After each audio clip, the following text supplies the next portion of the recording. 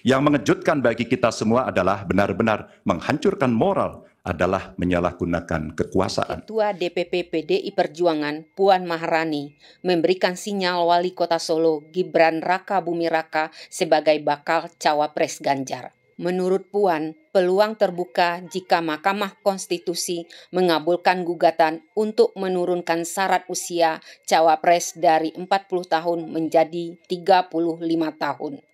Ya kalau memang kemudian di MK-nya kemudian disetujui untuk ada calon wakil presiden di bawah 40 tahun, ya mungkin saja bisa kemungkinan Mas Gibran yang maju. Dan Puan Maharani juga tidak masalah apabila Gibran dipinang Prabowo sebagai cawapresnya. Anak muda sudah menunjukkan prestasinya di Solo dan salah satu kandidat yang mungkin memang bisa dipertimbangkan.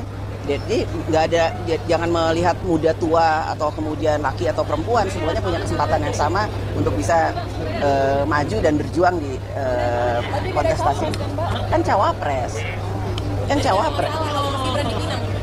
Ya kan yang meminang kan punya pertimbangan tertentu, tinggal yang dipinang mau atau enggak, itu aja. Kan baru berandai-andai. Dulu Ganjar tidak mempermasalahkan pencalonan Gibran karena beliau begitu yakin bahwa Gibran tidak akan memberikan pengaruh apapun terhadap suara Prabowo.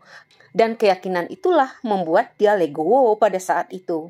Tapi sekarang kita lihat bagaimana responnya ketika Prabowo Gibran menang. Ternyata mereka menuduh pemilu curang. Aneh ya? Ya, nggak apa-apa. Penegasan kan semua orang punya hak. Berarti Mas Gibran masih mendukung dari tim pemenangan Pak Ganjar seperti apa? Sampai hari ini masih. Karena saya tidak pernah melihat statement dia mencabut gitu. Setelah Prabowo Gibran menang, kelompok yang kalah menuntut pemilu diulang dan Prabowo Gibran didiskualifikasi.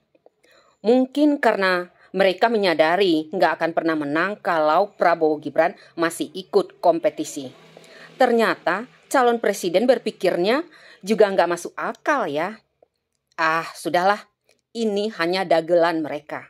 Sama dengan kubu Anies Imin, kubu Ganjar Mahfud juga meminta MK membatalkan keputusan KPU yang menetapkan Prabowo Gibran sebagai pemenang Pilpres dan mendiskualifikasi pasangan tersebut serta memerintahkan KPU untuk melakukan pemungutan suara ulang. Apa respon Gibran? Kalau menurut Gibran sih, apakah pemilu akan terus diulang sampai mereka menang? Artinya, Gibran yakin walaupun pemilu diulang, Prabowo Gibran akan tetap menang. Kalau aku sih, juga berpikir yang sama dengan Gibran. Dan menurut kawan-kawan, bagaimana?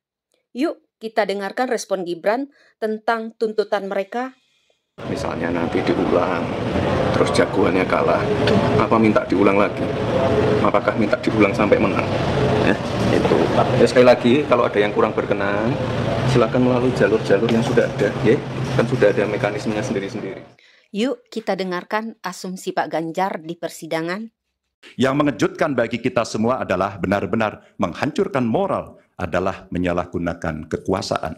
Saat pemerintah menggunakan segala sumber daya negara untuk mendukung kandidat tertentu, saat aparat keamanan digunakan untuk membela kepentingan politik pribadi, maka itulah saat bagi kita untuk bersikap tegas bahwa kita menolak semua bentuk intimidasi dan penindasan. Kita menolak dibawa mundur ke masa sebelum reformasi, kita menolak pengkhianatan terhadap semangat reformasi. Kami rakyat kaget dengan asumsi yang Pak Ganjar bangun. Kok bisa sekelas Pak Ganjar overthinking sedahsyat itu? Kalau di sebuah pertarungan kalah, mestinya menerima dengan legowo.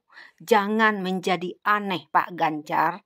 Semua yang Pak Ganjar sampaikan hanyalah dagelan politik untuk sedikit mengangkat harga diri dari 16% yang Pak Ganjar terima. Maaf ya Pak Ganjar, dulu aku respect, tapi sekarang hilang tanpa bekas.